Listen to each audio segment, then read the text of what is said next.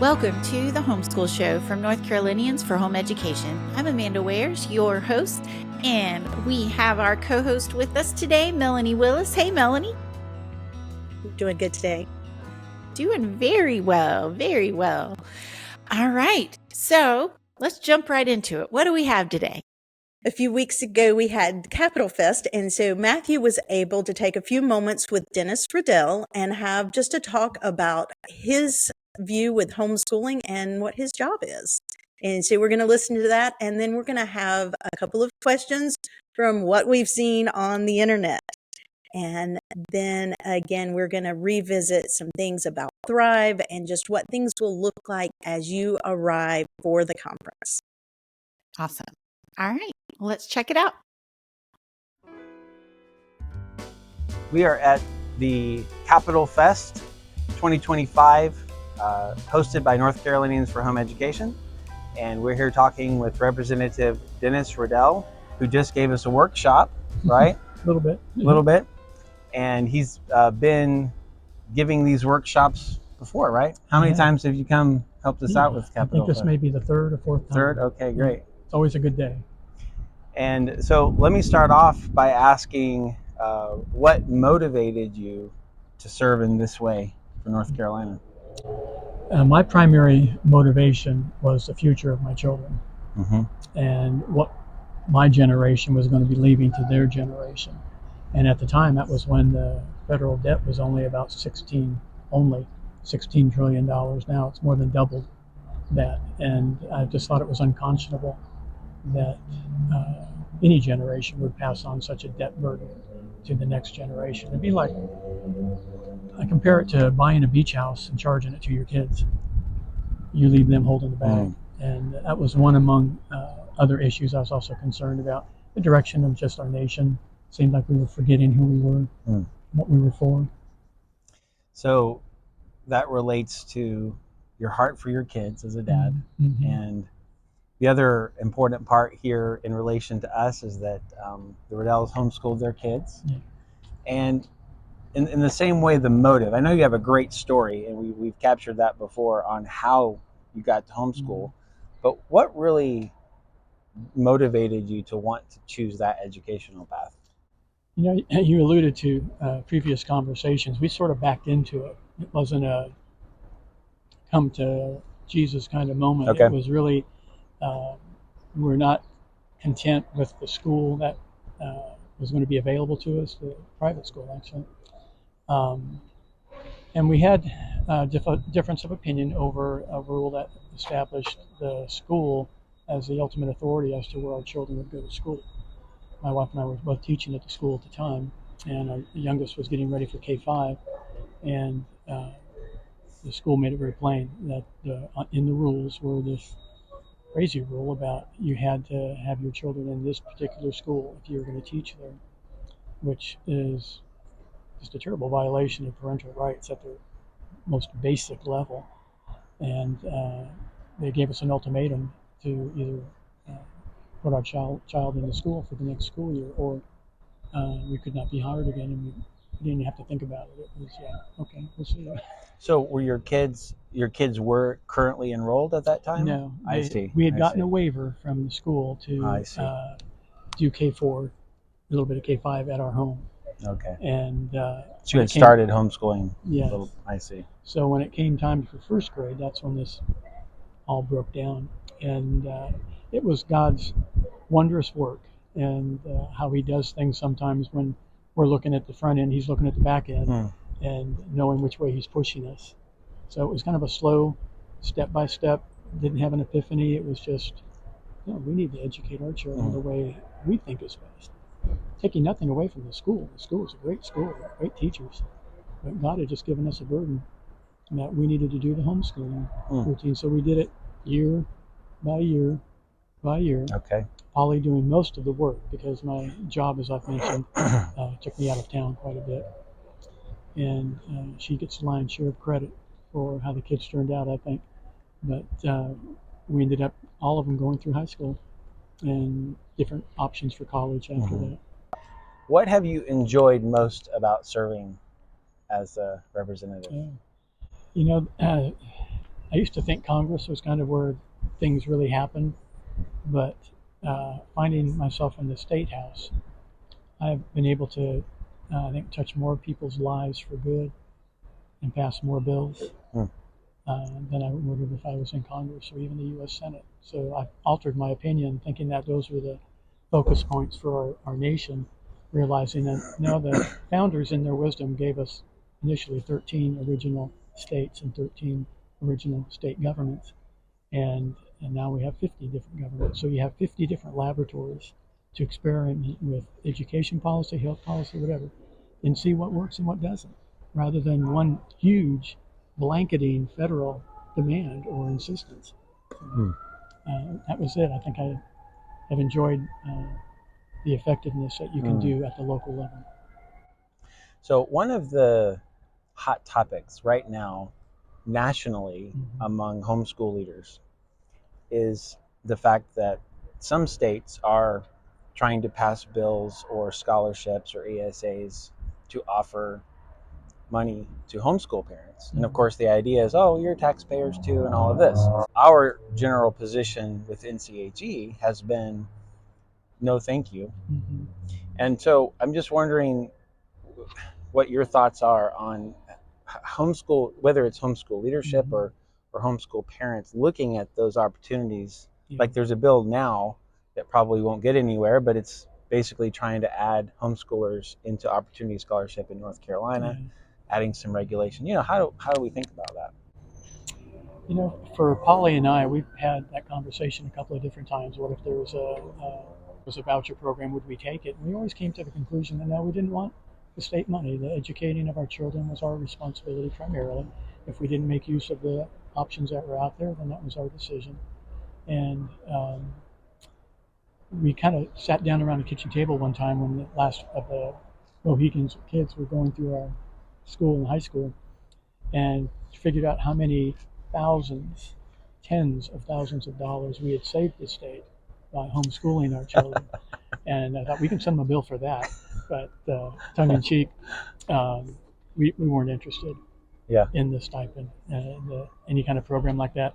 I like the independence of the homeschool movement, and I think you'll lose something of that if you try to get into a program. So you do think it's a fair concern that if we were involved in those things, the concern is then some additional regulations and control would end up in some ways rightly being, there should be some accountability in how the government spends money. The nature of government, it's like being a little bit pregnant. It just doesn't go away. It tends to grow and get bigger and bigger. That's just the insatiable appetite of government. I don't care who's in office, how conservative they are or whatever. The tendency for government to grow, it's like that child in the womb. It's going to grow and it's going to take over. So generally, we'd rather just say, leave us be, let us do our job. And if you have some concerns about our family of a serious nature, you can bring them to us. But other than that, just mind your own business. Yeah. So one of the things you shared with the families here was an invitation to consider also serving, and you seem really passionate about that. I just want to give you a chance to include that here with the families who are listening. Well, each generation needs to replenish the body of government with men and women of vision, of, I think, Christian interpretation of history and appreciation of that history, the importance of limited government. You're only as free as your government is limited. And the trend around the world up until recently has been to continue to grow government, even at an alarming pace of a huge deficit that we accumulate. And I think it's best to have more men and women involved who are of a sound, I think, Christian biblical orientation, and because there's a natural compassion to the Christian life, so you're not turning your back on other people who are in need, but there's also a natural accountability that requires the scrutiny of where public money goes and who's getting this program. Is it really working? I mean, I've sponsored legislation several different times to try to put in place data analytics people throughout several agencies of government so that we can actually get data that we can use to decide, are we hitting the target? And it's called results first or evidence-based policy making, and it's slowly emerging to give us some kind of standards on which to base our spending, just whether or not it's actually hitting the target. Yeah. We don't know some cases because we don't have the evidence. So part of our goal is to just keep building up the capability to do that. And now with Doge and all sorts of other things happening in D.C., we're starting our own Doge committee here in North Carolina, and interesting to see where that takes us. All right. Well, thanks for being here at Capitol Fest. Thank you for serving North Carolinians and homeschoolers the way you do. Thank you. Appreciate it. Okay. So I think it's really neat that we have representatives in our state government that either are currently homeschool parents or were formerly homeschool parents. I think that's amazing. How cool. Right. I really enjoyed his story about how they began homeschooling. And I really liked that he talked about how we need to be preparing things for this future generation and how important it is what we leave behind. And that was just a passionate statement. And I think that that's what most of us who are homeschooling are very passionate about our children and really want the best for them. And so I really enjoyed what he said about that. Very good. Awesome. All right. We've seen some more things on the internet. What have we seen? And this is not quite as crazy as some of what we talked about last week, but I've seen a couple of people saying, help, I need help. And one specifically wrote in all uppercase letter, I need a mentor. And so, Amanda, I think we have some good things to say about how you can get that help. Yes, absolutely. I relate to that feeling so much. I think when I was a young, new homeschool mom, I felt that way a lot of times, So I have talked about this before, but my best advice for two ways you can find a mentor. One, join a local group. Join a group that is in person, that gets together and meet other homeschool moms or dads, but usually homeschool moms that have been there, done that can really, help you. And you can ask your questions and all of that. I think it's so important. And next, but certainly not less important, is NCHE has a mentoring program. And we have quite a few experienced homeschool parents that can help you, that can listen and give you advice and really just be a sounding board for you. So please check that out. We have a page on our website. It's under the helps section, nche.com/helps. And you will find mentoring. I believe it's the first link that you'll come to on that helps drop down menu. So please check that out. It's just really important. And know that we are here for you. That's why we do what we do. We want to help. Absolutely. And I would like to mention that, if you go on our website under community and regions, you can see that each one of your areas has a liaison from NCHE dedicated to your area, and you can click right there and click on their email and send an email asking any questions that you may have, anything, and they will try to get you some help. I love that. We are nobody's in this alone. Oh, exactly. You are never alone in this journey. We don't want you to feel that way. One more quick thing on mentoring is at Thrive. We have mentors that you can access live and in person. They're there. There's a table set up almost all the time of Thrive, and different mentors, experienced homeschool parents are there just waiting for you to walk up and ask your questions. They would love to help you. So that's another wonderful opportunity to get that help that you need. That's right. That's right. Don't pass up that opportunity to just be one-on-one in person with somebody. So, our next question: how much does homeschooling cost? Ooh, that's a good one. Okay, yes, this is a tough question, especially if you're used to a public school situation, where it's funded by taxes and you're not having to pay directly out of your pocket for those educational expenses. So switching to homeschool, especially, I think that situation can be a little bit nerve-wracking. It can be a little bit jarring, maybe, to think about, oh no, now I have to pay for everything. But if you talk to anyone who is homeschooled for any amount of time, they will tell you that you can homeschool for as little or as much money as you want to. So there have been years that my budget for homeschooling was just about zero. And I was able to make it work. It was great. I read years ago, if you have a library card, you can homeschool. I mean, truly for free. If you go outside, there's so many resources out there. In your community, so many resources out there. There's just a lot. There's way more now than when I first started homeschooling. There's more free curriculum options out there that people have put out. So there's really a lot of options. You can homeschool for almost nothing.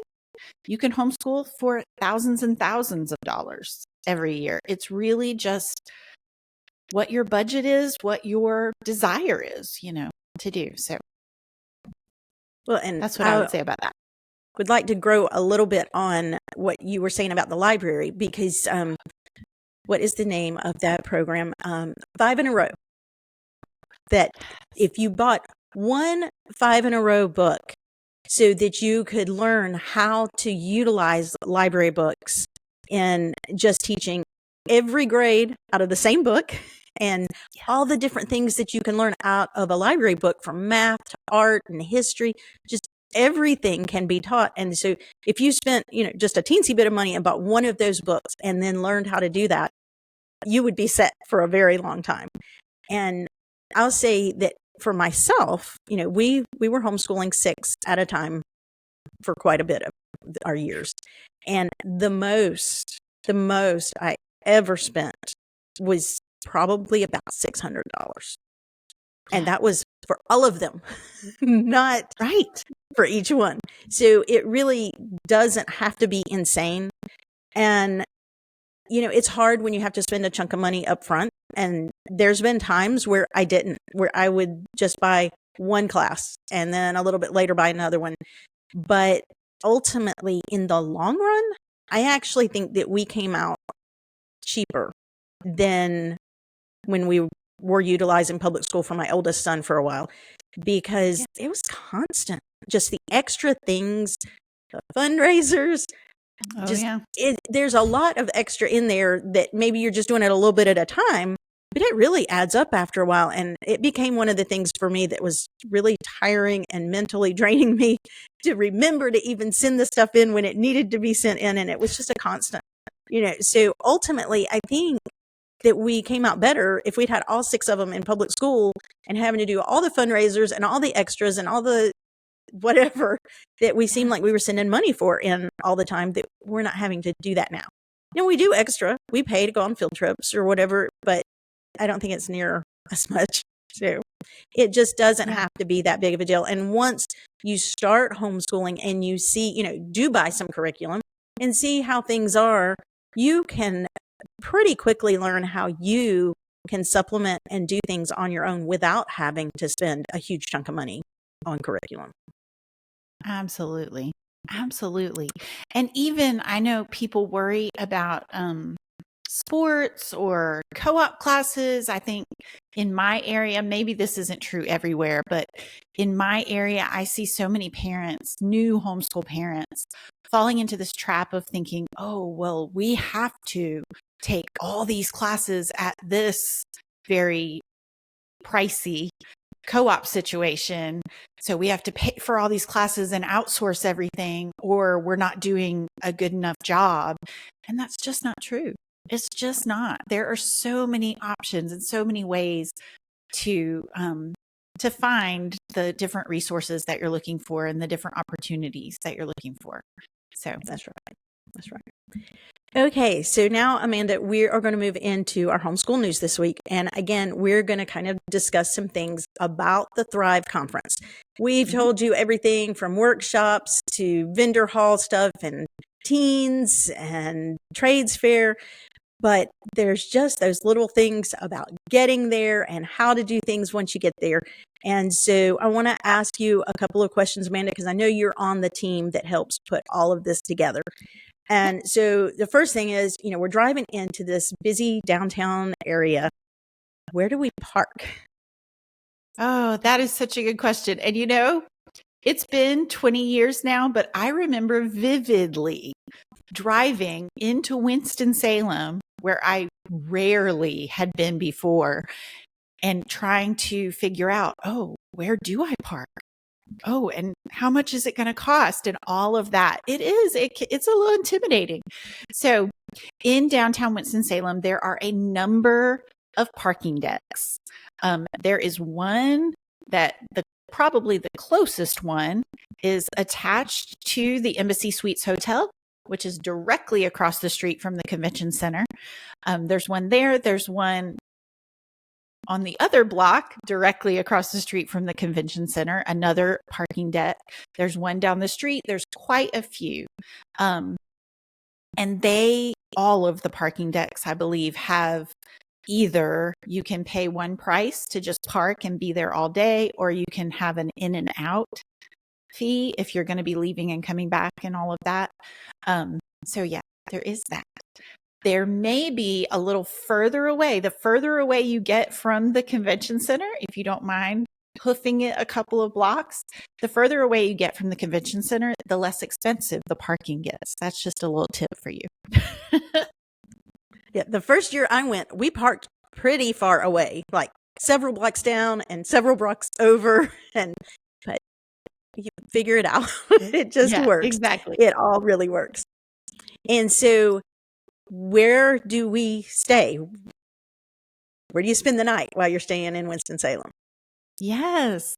So NCHE has 2 hotels that we partner with and have discounts. One is the Embassy Suites. Sadly for any of you that haven't gotten your hotel room yet, the Embassy Suites block is full at this moment. But there are still rooms available in the Marriott Hotel. Those are the 2 closest hotels. They're actually either physically attached, or you can get from them to the convention center without ever having to go outside. So depending on weather, that can be really nice. And to carry your things back to your room and all of that can be really convenient. But again, there are still rooms available in the Marriott Hotel, which is right there with the convention center. Now, our discount block does end this week on May the 9th. So do not delay. If you have not gotten your hotel room yet and you want to get that discount, definitely go ahead and do it. There are some other hotels, but they're all further away and they're not a part of our block, so there aren't discounts available for those. But that is something you can do. For years, I stayed pretty far away to be able to get that cheapest hotel that I possibly could find. But then I did have to drive and pay that parking every day in and out. And just driving back and forth was not worth it for me at all. It was mentally draining. So, all right. So your next question is, we arrive, we're walking in the front door. What happens now? I know it can be really intimidating, but we are here to help you from the moment you walk in the front door. There is a table, an information table right when you walk in, and there will be somebody stationed there all the time to answer any questions that you have, to orient you to the building and to the layout of everything.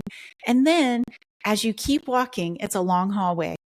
And at the very end of the hallway, that is where you check in or register if you haven't already. That's where the registration station is, all the way at the end. And there's several different tables and things in between there. There's the recording. There's a lot of different things, but you just keep on walking. There will be signs to direct you. So just look for the signs and they'll tell you where to go. It's pretty clear, but it is kind of, when you first walk in that first time, you do have to walk all the way to the end, but there's signs everywhere and lots of people to answer questions. And so once we're there and they give you the pamphlet that tells you where everything is and what all the workshops are. And so you've decided, I want to go to a workshop. Well, what if I have my kids and my husband? What happens? Yeah. So this is such a good question because I think people wonder all the time, and I've gotten this question recently in my email. Can I bring my kids? And what do I do with them if they're not in the children's program? And, children are welcome. This is a family event. So you can bring them with you. They can come with you to your sessions. Or if your husband has other sessions he wants to go to, you can divide and conquer, split things up. However you want to do that is fine. You do not, I also got this question this week. You do not have to pre-register for specific workshop sessions. You get your registration for the whole conference and then you just choose which sessions you want to go to. So once you're in the workshop session, if you have your children with you, the only thing we ask, because we do record every session, is that if you have a baby or a toddler that gets loud or fussy, that you do take them out just for recording purposes. But overall, I'm sorry, there just was a loud noise in my house. Whew. Okay, let me back up. But just for recording purposes, to preserve the quality of the recording, we do ask if they're crying babies or loud toddlers that you do take them out in the hallway. But there's a lot of space out in the hallway, out in the corridors. I always see, dads or moms or older siblings playing with little ones out there. So that's a lot of fun. Very good. And so lastly, where do we eat? We're there for 2.5 days. Where are we going to eat? Yeah. So this is so interesting too. When you've been to a event for a really long time, it's so interesting to be how things change. There are a lot more options than there used to be. Right. Pretty close to the convention center, there's a number of restaurants. And when you come in through that front door to that first table, there will be a representative from Winston-Salem, from Visit Winston-Salem, I believe is the name of the organization. And they will have a list of restaurants. They'll have a list of a map of where to go and all of that. There's a lot of options. I'm going to pause for a second. Matthew, you can edit this out. But I don't know if we're allowed to say that people bring coolers, but because you're not really allowed. Yeah, I went and there is food available on the concourse downstairs. Oh, thank you for saying that. Yes, you're right. Okay, back to food. So yeah, there's a lot of options, restaurants all around. There is inside the convention center, there is a concession stand that sells all different kinds of food. Not just snacks. They do have actual meals there too. Hamburgers, hot dogs, wraps, salads, different things like that. And that is on the lower level of the convention center. So you don't have to go out and about to find food.